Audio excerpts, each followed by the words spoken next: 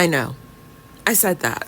I said it, and I'm saying it with like my entire chest 10 toes down. Real talk. For sure.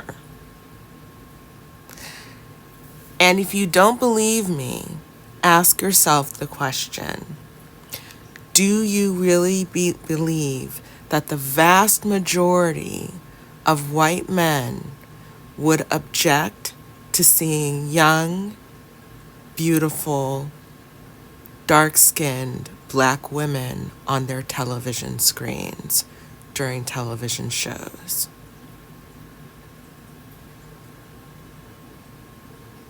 Right? This is a silent contract that has existed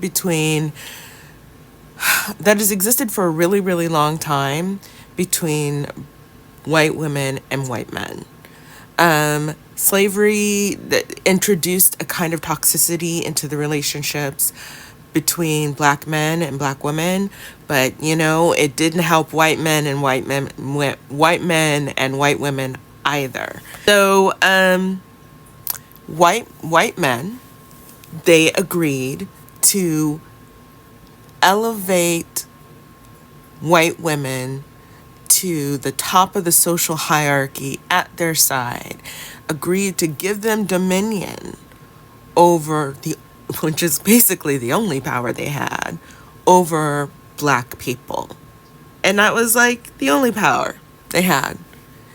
And white men were permitted to hunt black and brown women, as long as they didn't rub white women's faces in it. As long as they never implied, said, showed, forced white women to face the possibility that they prefer a black or indigenous woman to them. For me, sexual politics is extremely simple. Human nature is human nature. In spite of all the messaging that, the media did about that the world has basically done in the United States, especially about black women's ugliness and our lack of femininity, blah, blah, blah, blah, blah, blah, blah. I learned at a really young age that if an argument runs counter to human nature, that it's a lie. And the truth is that men who like women, period. So, if you're asking, sure, there can be all kinds of cultural, familial, psychological things that shade that attraction. But as far as our attractiveness, there's just no doubt.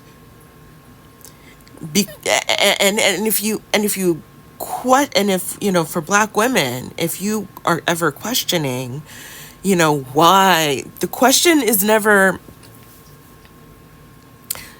the question for me when a white man is interested in me is never the genuineness of his attraction. It's always what else is coming with that attraction. Has he done his work? And if he's done his work, we can talk. If he has not done his work, we cannot. So just a sec.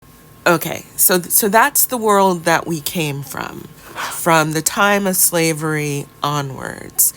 And in that time period, once the motion picture industry became a thing, the glories of white women were extolled. When television became a thing, same thing. Only beautiful white women on screen. There was Dorothy Dandridge. There was, Catwoman. Doggone it. I love that woman, because I don't just love her for Catwoman. I love her because she is badly behaved. Oh, Eartha Kitt. Thank goodness. Because the last time I did one of these videos, I forgot her name and it drove me nuts. But here's something that started, and then after like the 70s or whatever, that there started to be more diversity on television. Not just diversity, but diversity that was sort of mainstreamed, diversity for white people as well. And at the beginning of that time period, you saw all kinds of shades of black women and black men. And over time, the men remained the same. They were still dark, or they still came in all the shades, but the women got lighter and lighter and lighter. And I still remember my mom, and there's a reason for that. I still remember my mom,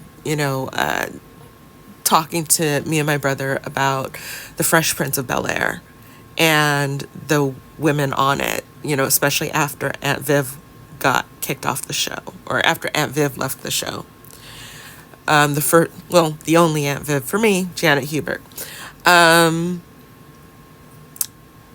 pointing out the difference, saying, now, this show is showing us the young and the beautiful women are light-skinned. Is that true? And I was like, no, because I thought about the women in my family, and I thought about the women that I'd seen around, and I knew that that was just not true. We had to kind of come to this place, this really bizarro land that media landscape we currently inhabit, in which a light-skinned woman and a ebony-skinned man gives birth to an ebony-skinned child, but only if the child is male. Because that's what's wild. That is another thing that's just sort of wild about this show, of Superman and Lois, is that their son looks fully phenotypically black and is dark-skinned. So, and I'm picking apart Superman and Lois, but you can, if you look around at the shows that you watch and see who the youngish, sexually viable, of the age where they are still the hot mom, blah, blah, blah, type women are when they are black, check out their skin tone. And then also check out the skin tone of the men who are in the shows. I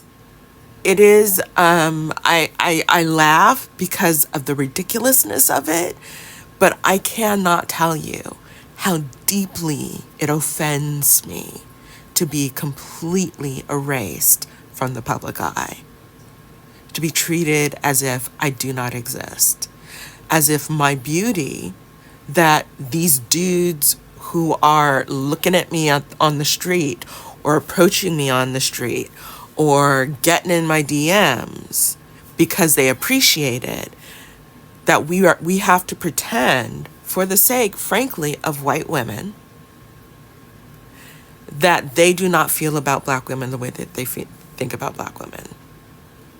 We have to pretend that there is no such thing of a dark-skinned black girl between the ages of 18 and 50. It's a thing.